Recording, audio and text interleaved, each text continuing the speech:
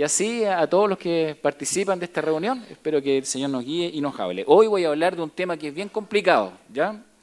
Se ha dicho que tal vez es una palabra que ya no debe ser usada. Algunos dicen que es una palabra un poco pasada de moda y como puede resultar un poco ofensiva en medio de los tiempos pluralistas que estamos viviendo, muchas personas no quieren hablar de pecado. ¿Han escuchado esa palabra, cierto?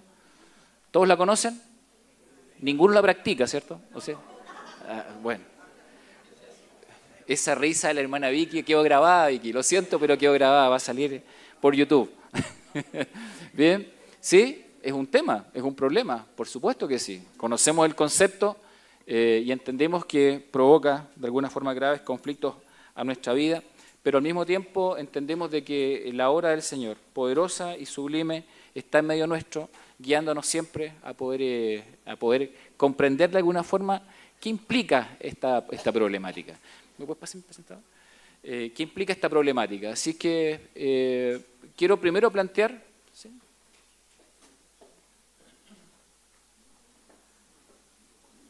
¿Funciona? Lo vamos a usar desde allá. Ya, ok. Me están haciendo señas todo el mundo, ¿sí? Entonces, por eso, disculpen. Ok. Vamos a ver si funciona desde ahí entonces. Sí, no te preocupes, déjalo ahí nomás mientras tanto. Gracias, Seba.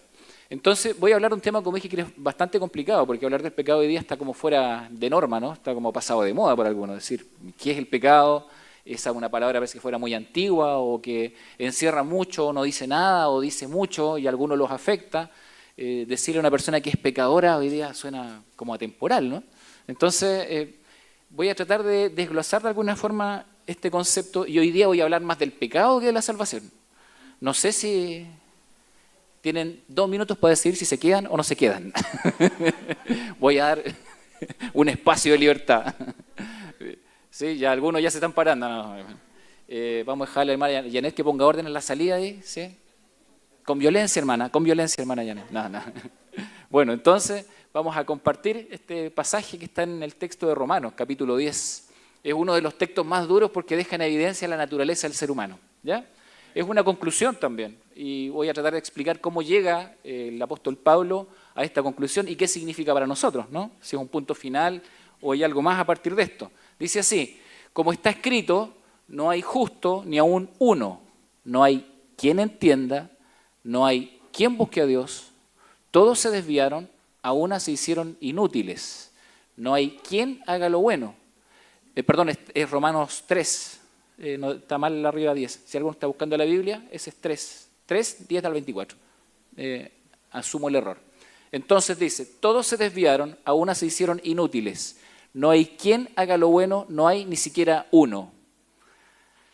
Sigue nomás, Seba. Sepulcro abierto es su garganta, con su lengua engañan, veneno de áspides hay debajo de sus labios, su boca está llena de maldición y de amargura. Sus pies se apresuran para derramar sangre, quebranto y desventura hay en sus caminos. Y no conocieron camino de paz, no hay temor de Dios delante de sus ojos. Pero sabemos que todo lo que la ley dice, lo dice a los que están bajo la ley, para que toda boca se cierre y todo el mundo quede bajo el juicio de Dios. Ya que por las obras de la ley, ningún ser humano será justificado delante de él, porque por medio de la ley es el conocimiento del pecado. ¿Bien? Avánzala un poquito, Seba. Pero ahora, aparte de la ley, se ha manifestado la justicia de Dios, testificada por la ley y por los profetas. La justicia de Dios por medio de la fe en Jesucristo, para todos los que creen en Él, porque no hay diferencia, por cuanto todos pecaron y están destituidos de la gloria de Dios, siendo justificados gratuitamente por su gracia, mediante la redención que es en Cristo Jesús. Amén. ¿Sí? Un hermoso pasaje de la Escritura y un pasaje también que nos pone en este paradigma, ¿no? Por un lado, el problema del pecado, el conflicto del pecado, y por otro lado, lo que el Señor ofrece para resolver este problema. Vamos a tratar de identificar primero lo que significa el concepto del pecado. ¿Qué es el pecado, no? Ese símbolo para muchos ya dice bastante, tiene que ver con un concepto muy básico que significa errar al blanco. El griego amartía significa eso, errar al blanco. Sin embargo, no es todo lo que se puede decir del concepto de pecado, entonces vamos a tratar de mirar de manera más profunda qué significa esto. Hay una dificultad para hablar del pecado. Yo algo mencioné y voy a mencionar algunas otras cosas. Primero, no es agradable pensar en nosotros mismos como personas pecadoras. Por eso es que algunos dicen que es difícil hablar del pecado. Si bien es cierto, lo reconocemos, no es muy agradable hablar acerca de esto porque nos afecta directamente. La sociedad enfatiza una tendencia hacia la mentalidad positiva. Los coaches, ¿no? ¿Han visto eso, no? ¿Cierto? Tú puedes, todo eso demás, la fuerza está en ti, tienes todo un potencial, enfatiza las posibilidades y el potencial de las personas y de alguna forma lo que intenta también es anular toda lectura negativa de nosotros mismos. ¿Sí? Tú puedes. Bien, es un concepto que muchas veces las personas no entienden. Entonces, es difícil hablar de algo que no se entiende. Bien, el ser humano tiende a externalizar la culpa por el mal propio. Lo externaliza en el otro, la culpa es del otro, no mía, o la culpa está en el medio ambiente, en la sociedad, en la cultura, no en mí. ¿Bien? Entonces, por eso también es difícil hablar del pecado porque las personas tienden a externalizar las situaciones. Y hoy nosotros asistimos a una sociedad o vivimos en una sociedad que en realidad no le gusta el concepto de la culpa, lo rechaza. ¿Bien? Y lo que se busca es que las personas supuestamente alcancen un máximo de potencial rechazando la idea de culpa. Sigue nomás, Seba. Ciertas ramas que analizan el comportamiento humano, algunas áreas de la psicología también, plantean que la culpa es un sentimiento irracional que no se debería tener. Por eso se anima a las personas a que no sientan culpa, sino que más bien hagan lo que quieran hacer. ¿Ven? O sea, que tengan la libertad o sientan la libertad de expresarse de todas las formas posibles sin tener este sentimiento de culpa. En una sociedad que rechaza a Dios, no existe una referencia trascendente para determinar qué está bien o qué está mal. Entonces, cuando se pierden esas referencias en la sociedad, ¿cómo podemos hablar de pecado? ¿Qué está bien y qué está mal en la sociedad de hoy? Alguien que no haya hecho algo tan malo, de hecho, se considera bueno.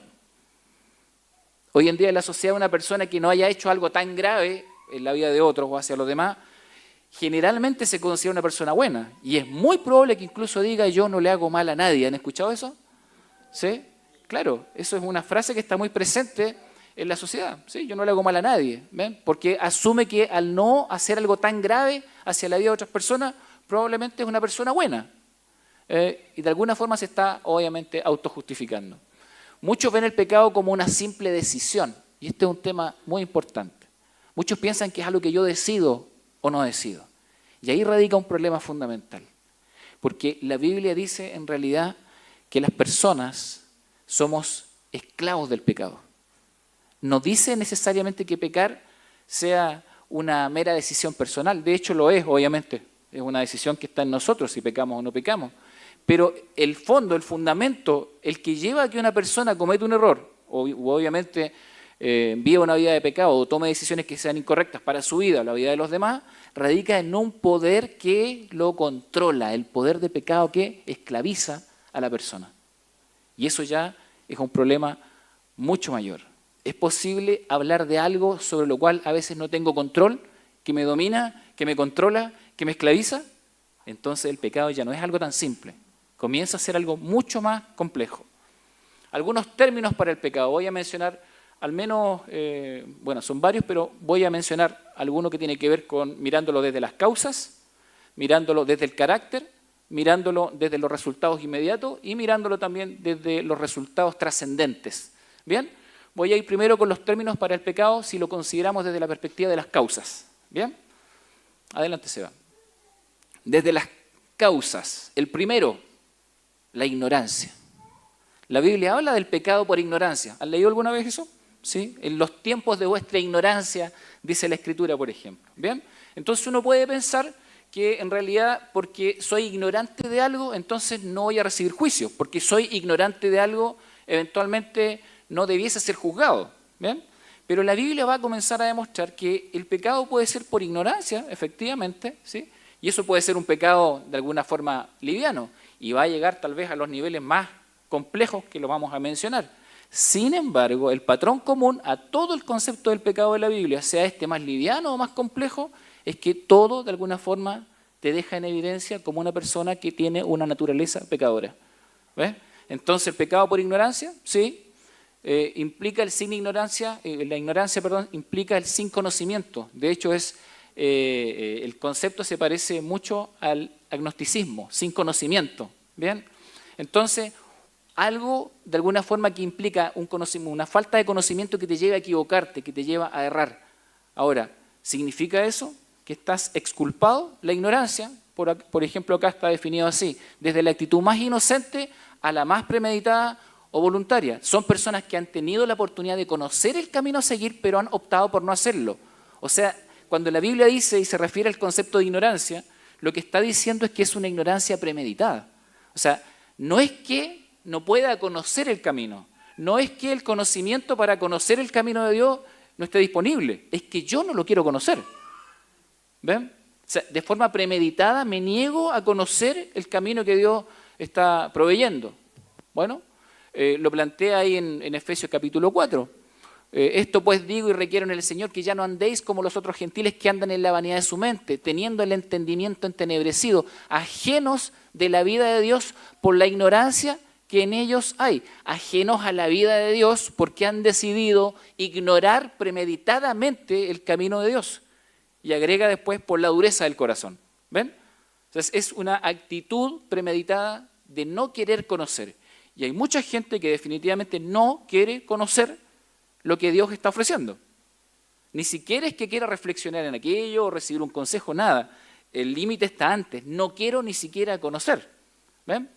Adelante. Por error. Ese es otro concepto que está asociado al pecado. Se puede traducir de muchas formas. Error, sí, desviarse de la ruta y por tanto de la meta. En el Antiguo Testamento se usaba cuando una oveja se extraviaba del rebaño.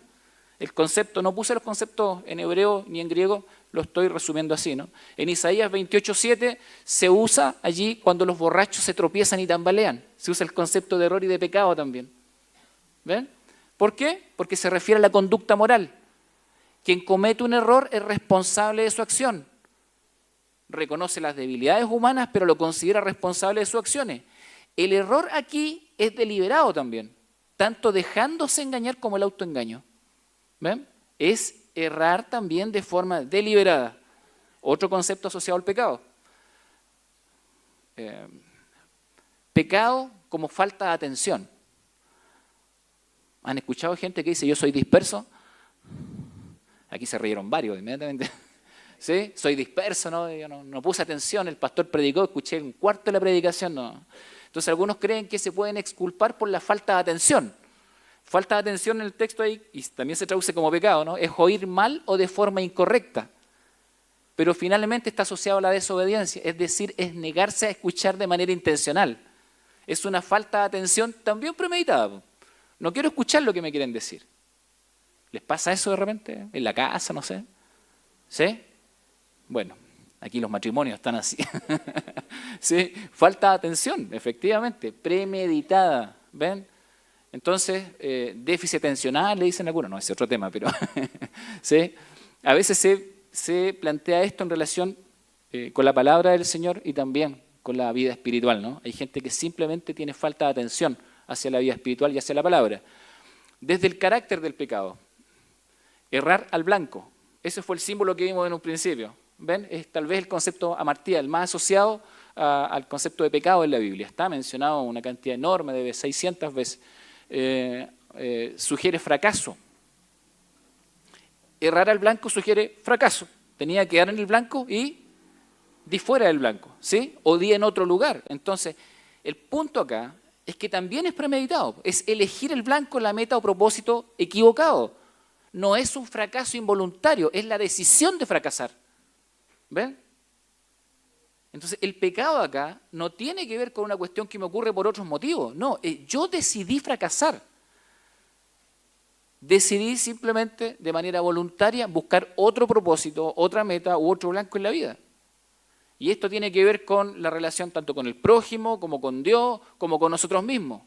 Y produce una carga, obviamente, en la vida.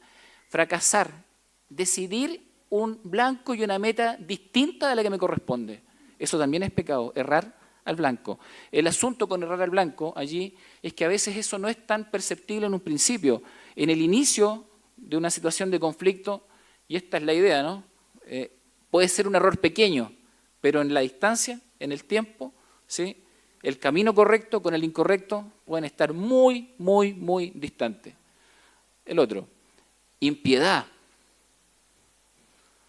significa rechazo consciente a reverenciar o alabar a Dios. Es otro concepto también asociado al pecado en la Biblia. Es irreverencia hacia lo sagrado. Hoy se habla mucho de una cultura irreligiosa, gente que no quiere buscar a Dios, falta de rectitud, injusticia, incapacidad de vivir a la altura del estándar de rectitud. Gente que quiere vivir sin ley, ¿ven? No solamente se refiere a la ley de Dios, se refiere a la ley también de Dios, pero natural, la ley que está presente, ¿cierto?, en toda la creación. ¿Sí? Hay gente que de manera deliberada rechaza reverenciar a Dios. También la Biblia lo menciona como pecado, se traduce así también. Sigue nomás, Seba. Transgresión. ¿Han escuchado esta palabra? También aparece varias veces en la Biblia. ¿Sí? Transgresión. Significa pasar al otro lado, quebrantar la ley, ir más allá de los límites establecidos. También de forma premeditada. Si se dan cuenta, algunos son más sutiles que otros, pero todos apuntan exactamente a lo mismo. Iniquidad, que es desviación del curso correcto. Y este ya es un poquito más complejo, porque da la impresión que es alguien que iba en el curso correcto y de pronto decidió desviarse. ¿Ven? Entonces, una desviación en el proceso, no es en el inicio. Adelante. Sigue nomás. Rebelión. Carácter refractario, decía un teólogo. Resistente a la autoridad. Obstinado y necio. Este ya es mucho más premeditado, evidente y externaliza su oposición. Y la Biblia lo reconoce como obstinación. Y se usa mucho ahí en los textos proféticos, particularmente en Isaías 1:2 dice: oíd cielo y escucha tu tierra, porque habla Jehová, crié hijos y los engrandecí, y ellos se rebelaron contra mí. Ese concepto de revelación allí también se traduce como pecado. ¿Cuál es el pecado allí? De manera obstinada, ¿cierto? Rebelarte en contra de Dios. Y Dios mismo dice, ¿cierto? Crié hijos, los engrandecí. Todo lo que son y todo lo que pueden ser es lo que yo he hecho en ellos. Y ellos han decidido entonces no ser agradecidos, sino que han decidido rebelarse en mi contra. En el Nuevo Testamento el mismo concepto se usa para la desobediencia a los padres, se usa también para los cristianos que se han alejado de la fe y se usa también para la apostasía. El mismo concepto, rebelión, una reacción de obstinación en función de quién es Dios. ¿Vamos bien hasta aquí o no? Sí, no sé si vamos tan bien, es medio agotador esto cuando uno mira el tema del pecado. Pero después, cuando le diga que hablemos del pecado, no les va a sonar tan difícil la palabra pecado. Se van a dar cuenta que hay muchas otras palabras que son mucho más complejas. Bien. Traición, también se traduce como pecado. Dar la espalda de forma deliberada a aquello de lo que uno ha tenido conocimiento y ha sido partícipe. Aparece en la Biblia como tal. Adelante, sea. Desde el carácter del pecado, el tercer elemento, perversión, otra palabra para pecado. Pensamientos y acciones retorcidas que demuestran una alteración real y total en la condición y el carácter de una persona, dejando en evidencia su naturaleza. Un carácter de perversión, totalmente apartado del Señor. Abominación, otra palabra asociada a pecado. Depravación total. Ese ya es el elemento más radical dentro del concepto de pecado. Algunos teólogos lo toman, Calvino lo toma, por ejemplo, Zwingli y otros más, para describir la naturaleza del ser humano. Depravación total. Lo más impensado, lo que tal vez tú piensas que nadie va a hacer y que termina siendo una realidad. ¿Hasta dónde puede alcanzar la profundidad del pecado? ¿Se dieron cuenta dónde iniciamos? ¿Ven? Iniciamos en algo mucho más sutil, ¿cierto? Y fuimos avanzando hasta llegar a este tipo de carácter. El carácter del pecado. Entonces, provocando depravación total y que una persona, un ser humano, que ha venido a este mundo para ser una expresión hermosa de la creación del Señor, a veces termine con una vida destrozada, termine con una vida hundida en el pecado, termine totalmente apartado de Dios, pero además totalmente apartado del resto de las personas. Gente que no se comprende a sí misma, que vive con tristeza, que vive con angustia, que no tiene un sentido de propósito, que fracasa en cada una de las cosas que emprende y que no sabe cómo salir entonces de la profundidad del pecado en el que te sumerge la transgresión, la abominación y la perversión. ¿Hasta dónde puede llegar el pecado a afectar la vida de una persona? A veces uno ve hermosas personas, realmente con tremendas oportunidades y posibilidades, sumergidas en una espiral de miseria, de dolor, sumergidas en una espiral del cual es imposible salir por las fuerzas humanas. Entonces, depravación total, lo más impensado. Avánzala nomás. Entonces, si miramos también el concepto de pecado desde los resultados inmediatos, ¿qué produce el pecado en la vida de una persona? La Biblia también lo menciona. Dice que provoca, todo esto que les acabo de mencionar, provoca agitación, provoca inquietud, provoca agotamiento por los conflictos. ¿Alguien no se ha sentido agotado alguna vez después de estar metido en tantos problemas? ¿Sí? Agotamiento espiritual por los conflictos en los que te sumerge una vida de pecado. Egoísmo, centrados en uno mismo, ¿no? Carnalidad, cuando la maldad se apodera de la vida y haces una cosa tras otra, que está totalmente en contra de la voluntad de Dios. Y finalmente la sustitución de Dios en la propia vida. Isaías 57 dice así: pero los impíos son como el mar en tempestad, que no pueden estarse quietos, y sus aguas arrojan cieno y lodo. No hay paz, dijo mi Dios, para los impíos. Qué fuerte, ¿no? Para la persona que obstinadamente y de manera premeditada sigue en una vida de pecado, dice, finalmente no hay paz. Puede intentar disfrazar la realidad. Puede intentar hacer aparecer que todo está bien para sí mismo y delante de los demás. Pero finalmente, esto es un camino de autodestrucción. Es un camino de engaño, efectivamente. Efectivamente. Si lo miramos desde los resultados más trascendentes del pecado, no solamente de los inmediatos, ¿qué más hace el pecado en la vida de una persona? Bueno, hay desaprobación divina, por supuesto que sí. La Biblia dice que la ira de Dios está bajo los hijos de desobediencia, ¿cierto? Sobre los hijos de desobediencia. Sí, desaprobación divina. Mucha gente no le importa esto. Dice, bueno, ¿y qué importa lo que diga Dios? Dicen algunos.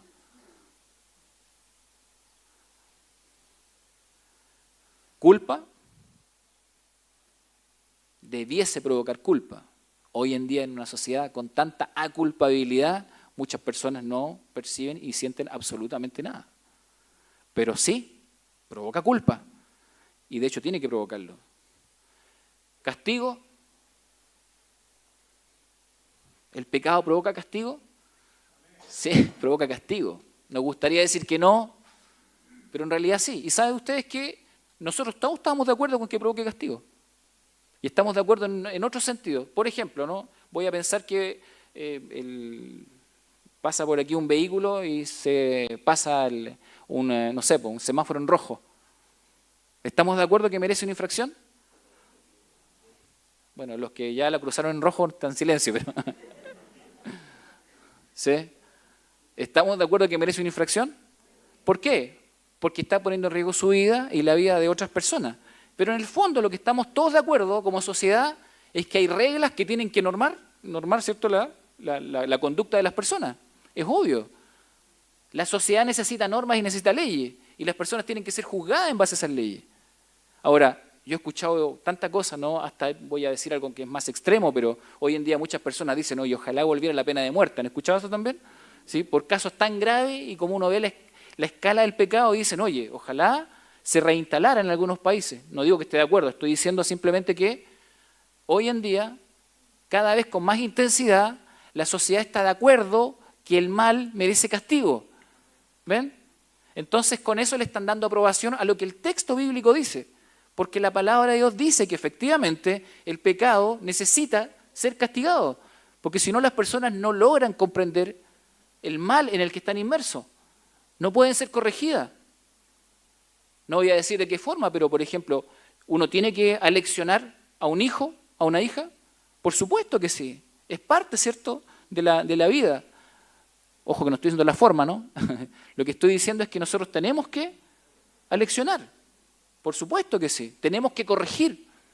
Tenemos que hacerlo. Si no, muy probablemente cuando nuestro hijo sea adolescente o un joven, como dice la Escritura, va a avergonzar a sus padres, porque no lo va a obedecer. ¿Ven? Entonces, nosotros todos estamos de acuerdo con este concepto. Solamente que a veces no queremos decirlo a viva voz porque nos afecta, ya que todos somos pecadores. ¿Ven? Estamos diciendo que lo merecemos. ¿Bien? Muerte física, dice la Escritura. Adelante, sigue nomás, adelante, Seba. Muerte espiritual y muerte eterna. Esas son las consecuencias trascendentes del pecado, que tiene que ver con la condenación, y la Escritura también lo menciona. Adelante. Entonces el pecado, aquí solamente lo voy a resumir, ¿no? El tema del pecado entonces se expresa en la Biblia, y esto me encanta como lo dice el apóstol Pablo, porque el apóstol Pablo habla del pecado, pero para que la gente no quede en la ambigüedad, lo menciona. Y ahí en Gálatas 5 va a hablar de las obras de la carne. ¿Se acuerdan de ese pasaje? ¿Alguien se acuerda de alguna de las obras de la carne allí? Son todos grandes lectores de la Biblia, así que... ¿Sí? Lascivia, enemistades, ira, ¿se acuerdan? ¿Sí? Ya, ok. Contienda, mentira, borrachera, dice varias cosas. Ok, menciona todos estos elementos. ¿Por qué? Porque la Biblia no solamente habla del pecado en términos ambiguos, sino que habla del pecado en términos concretos. Dice, esto está mal, esto es pecado. Algunos están buscando, me parece muy bien que busquen en Gálatas 5. ¿Bien? Después, para alivio de todos, menciona la obra del Espíritu. Así que tiene un carácter absoluto. ¿Cuál es el problema con el pecado? Que basta uno solo para que nos hagamos culpables de toda la ley, dice la Escritura. ¿Sí? No es que usted necesite pecar tanto para que quede en evidencia la naturaleza pecadora. Con un pecado basta, porque con uno quebrantamos toda la ley, dice la Escritura. Siempre está relacionado con el no amar a Dios y sus mandamientos.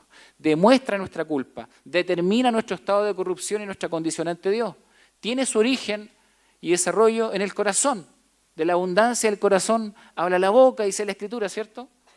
Lo que está pasando en nuestra vida no consiste exclusivamente en actos exteriores.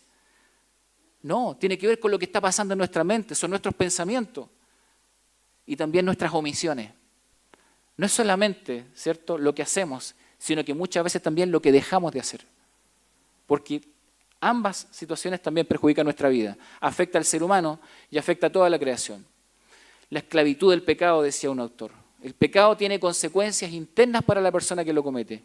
Estos efectos son variados y complejos. Uno de estos es su poder esclavizador. El pecado se convierte en un hábito e incluso en una adicción. Por eso que a veces usted va a ver la vida de algunas personas totalmente controladas por el pecado, que se expresa de diferentes maneras.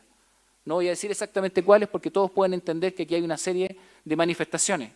Pero el poder esclavizador del pecado puede llevar a una persona a cultivar hábitos negativos e incluso a tener adicciones. Un pecado lleva a otro, ¿sí? Por ejemplo, ahí dice, después de matar a Abel, Caín, ¿qué hizo? Se sintió obligado a mentir cuando Dios le pregunta, ¿dónde está el hermano? Una mentira, ¿cierto?, para encubrir un mal. Y en este caso también, un pecado más grande para cubrir otro, ¿no? Como el caso de David. David comete adulterio, ¿y qué hace después para querer cubrir el adulterio? Provoca la muerte, ¿cierto?, de una persona. Entonces, una cosa lleva a la otra. Y algunas veces el patrón se hace fijo de manera que el acto se repite prácticamente de la misma manera. Por ejemplo, el caso de Abraham. Abraham, ¿se acuerdan cuando le entrega a la señora al faraón? Y le dice que es su hermana. ¿Sí? Bueno, después lo vuelve a hacer. ¿Sí? Y después el hijo de él lo hizo también. ¿Se dan cuenta? ¿Cómo es que el pecado entonces queda a veces allí arraigado y termina siendo un mal ejemplo para la vida de otro, en este caso su propio hijo? Entonces es la esclavitud y el poder del pecado. ¿Hay alguna solución para esto? Todos quieren llegar a la solución luego, ya están agotados con esto. La esclavitud del pecado. Lo que algunas personas consideran libertad para pecar, y esto es parte de la esclavitud del pecado, libertad de las restricciones que impone la obediencia a la voluntad de Dios, es en realidad la esclavitud que produce el pecado. ¿Ven? Muchas personas creen que son libres para pecar. Ese es el asunto, libres para pecar. Y que esto no va a tener ninguna consecuencia.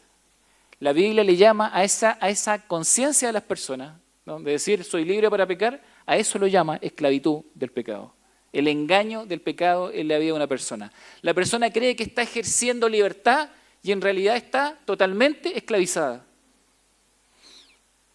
En algunos casos el pecado tiene tanto control y poder sobre la persona que definitivamente ésta no puede escapar. Así le dijo Pablo cuando escribió la carta a los romanos y les dijo que ellos habían sido esclavos del pecado. Usó literalmente ese concepto, esclavos del pecado. Así es que dos conclusiones antes de llegar a ese pasaje que leí en un principio.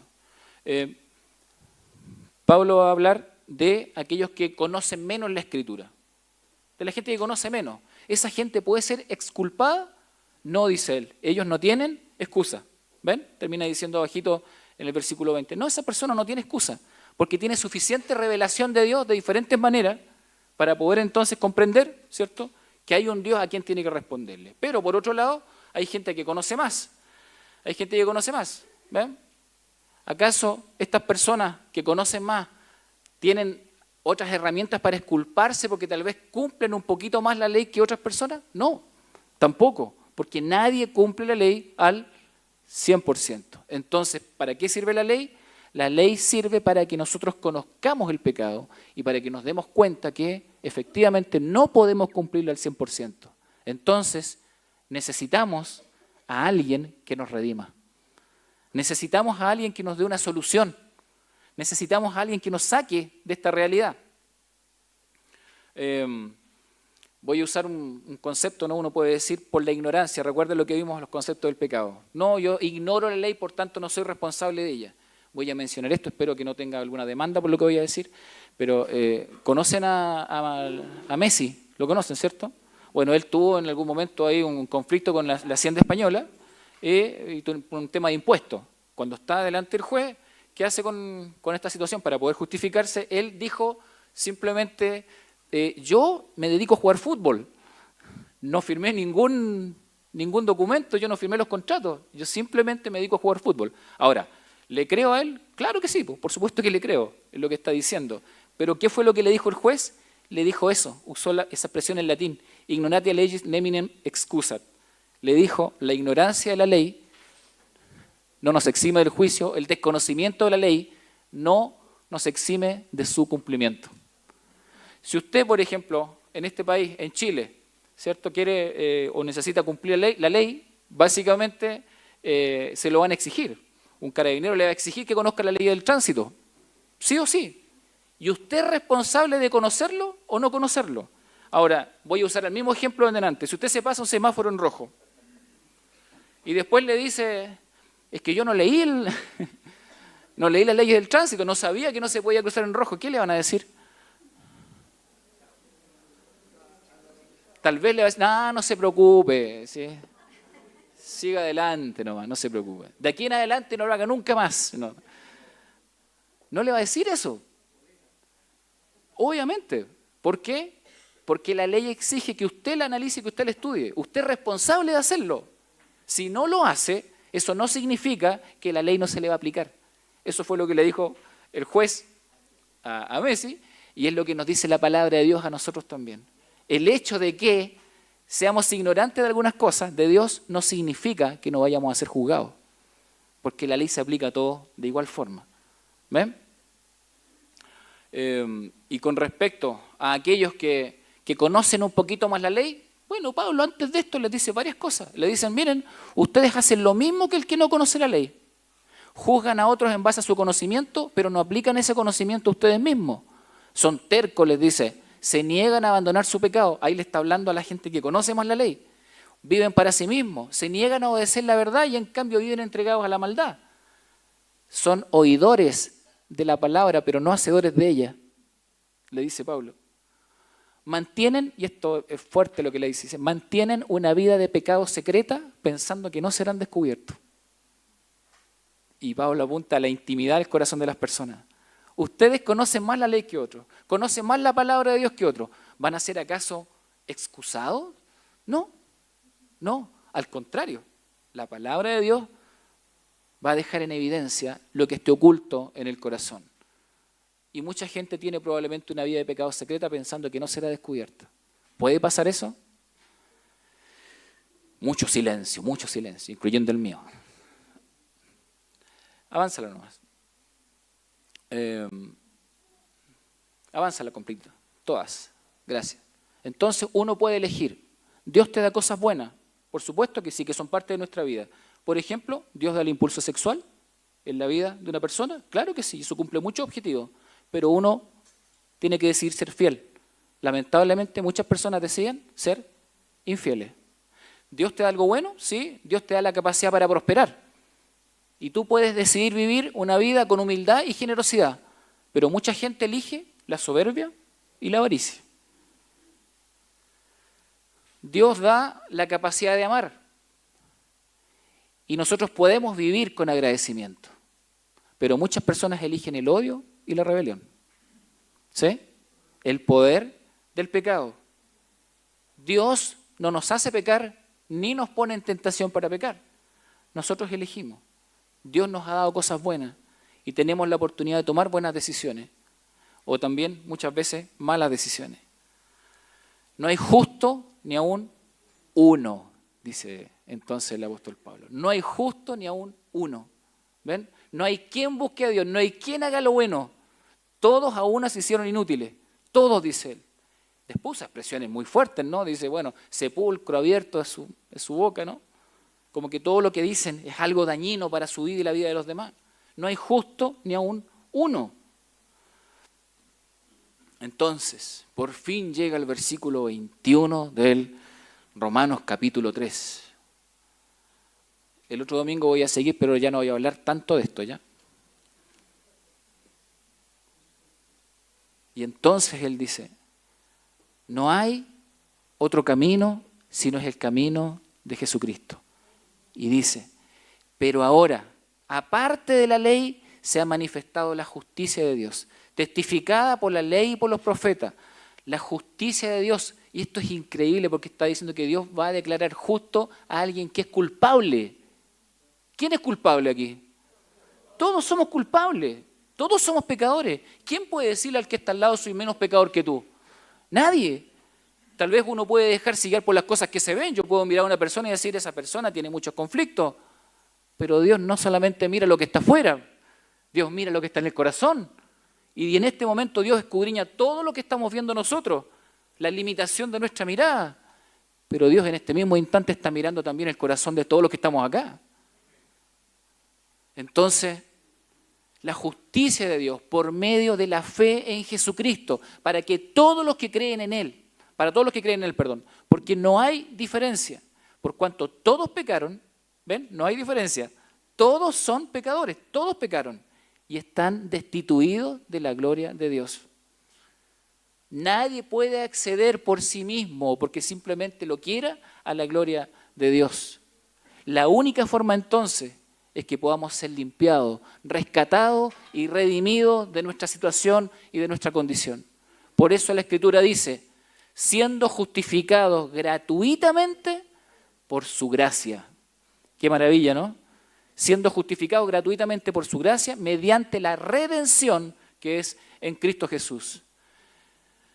Adelántala, pásala nomás, toda esa. Redención. Puede terminar con esto. Avánzala nomás, querido hermano. Déjala ahí. La palabra redención en la Biblia, y esta es la última lámina, se refiere al menos a 4 conceptos. Uno de ellos, ahí está en griego, está transliterado, no es exactamente el griego, para que se entienda, ¿no? Pero el primer concepto tiene que ver con esta actitud de alguien que va al mercado de esclavos, ¿cierto? A rescatar a alguien, a sacar a alguien que está esclavizado. Entonces, la Biblia nos dice que nuestro Señor fue al mercado de esclavos, al mundo, a la sociedad, donde nosotros estábamos inmersos. Y en esa realidad entonces, Él tomó esta actitud de querer sacarnos de este estado de esclavitud. El exagorazo, que es la otra palabra, es el complemento de la idea de redención. No solamente va, no solamente toma la iniciativa, no solamente Él no espera que nosotros queramos, Él va entonces al mercado de esclavos, desde allí nos quita del estado de esclavitud. Para poder quitarnos del estado de esclavitud, entonces paga nuestro rescate, y ahí está el otro concepto que se traduce como redención. Lutro, Él paga, ¿cierto?, el rescate, pone el precio, su propia vida, su sangre. Pero la última expresión de redención complementa a todas las otras. Es decir, nosotros nos fuimos rescatados de esta vida de esclavitud en el pecado para que simplemente volvamos a ser esclavos. Nosotros fuimos rescatados para ser hijos e hijas del Señor. Para eso fuimos rescatados. Por eso la palabra va a usar el concepto de adopción y va a decir nosotros hemos sido adoptados como hijos. Pero no es como este concepto de adopción que tenemos hoy. El de la Biblia es increíble. Porque dice que una persona que era ajena, que era extranjera, que era advenediza, que no le pertenecía al Señor, hoy, por gracia, por misericordia de parte del Señor, entonces puede ser llamado un hijo o una hija del Señor. Y ese concepto de hijo que te dice la Biblia es un hijo e hija en plenitud de derechos. Por eso la Escritura va a decir, ahora eres hijo y eres coheredero juntamente con Cristo de todas las riquezas del Señor, de todas las bendiciones que vienen de Él. Entonces Él nos redimió, y cuando usted escucha ese concepto, nos redimió. Jesucristo es mi redentor, es que Él pagó el precio, tomó la iniciativa, me fue a buscar, me sacó de allí y me liberó para que pueda ser llamado un hijo, una hija de Dios. Y hoy soy heredero de todas las bendiciones celestiales, de toda bendición espiritual. Entonces, la única oportunidad que tiene una persona para vivir en verdadera libertad es que Cristo la redima. Es que Cristo la saque entonces de ese estado de esclavitud. Hoy hay muchas personas en esclavitud que se resisten a escuchar la voz de Dios, que se resisten entonces a manifestar, ¿cierto?, con su propia vida una búsqueda del Señor. Pero yo quiero invitarle a que cada uno de nosotros, los que hemos sido redimidos por el Señor, demos ejemplo, comuniquemos el mensaje y compartamos con otras personas que Cristo hoy sigue redimiendo la vida de las personas. Cristo hoy sigue rescatando la vida de las personas. Que Cristo hoy todavía quiere seguir dándole vida nueva a las personas. Que la esclavitud del pecado no tiene por qué ser entonces la dirección de la vida de una persona. Pero además, eso es para aquel que no conoce. Pero para los que conocemos a Cristo, ¿qué quiere decir esto? Quiere decir que nosotros no somos esclavos del poder del pecado. Cristo es nuestro Señor. Él es nuestro Señor y por lo tanto nosotros no tenemos por qué vivir en la esclavitud del pecado. El Señor nos liberó y Él nos da poder entonces para vivir en una vida nueva. Y creo que en esta vida nueva, con ese nivel de conciencia, no nos queda nada más que buscarlo, agradecerle y glorificarlo cada día. Que el Señor reciba la honra y la gloria por redimirnos, por darnos una vida nueva. Y después de ser esclavos del pecado, tal y como lo vimos con esos detalles, hoy podemos decir tranquilamente, ya no con esa ansiedad y con esa angustia que teníamos estando en el mundo. Hoy podemos decir simplemente, gracias Señor, has hecho todas las cosas nuevas, tengo una nueva vida en ti. Soy tu hijo, soy tu hija y soy heredero contigo. Toda bendición espiritual está sobre nosotros. Que el Señor les bendiga mucho y sigamos creciendo en los caminos del Señor. Oremos allí donde estamos. Señor amado, en el nombre de Jesús, estamos delante de tu presencia en esta hora. Queremos pedirte que tú nos ayudes y que nos guíes, Padre, cada día para comprender y profundizar en tu palabra. Queremos honrarte, Señor, queremos glorificarte, porque has hecho una obra profunda en nuestra vida, pero te rogamos también que todo aquel, Señor amado, o aquella persona que aún no te ha conocido y que tal vez sin darse cuenta está viviendo en la esclavitud del pecado, en el nombre de Jesús, en esta hora, Padre, sea guiada por tu Espíritu Santo para conocerte, sea guiada por tu Espíritu Santo para comprender que en ti solamente hay una nueva vida, Señor. Bendícenos, guíanos, danos, Padre, cada día también la capacidad para madurar en la fe y entender todo lo bueno que tú has hecho en nosotros. Vivir vidas agradecidas, Señor amado. Personas que permanezcan fieles en tus caminos y que le proclamen a otras personas que la redención en Cristo es una realidad. Sí, Señor, tú nos libraste de la esclavitud del pecado y hoy somos tus hijos, somos tus hijas, Señor amado. Y en el nombre de Jesús estamos delante de ti, felices, contentos, agradecidos y queremos caminar en fidelidad. Señor amado, por todas tus bendiciones y porque somos hoy receptores, por misericordia, de toda bendición espiritual. Gracias, Señor. Bendice nuestras vidas en el nombre de Jesús. Amén. Amén.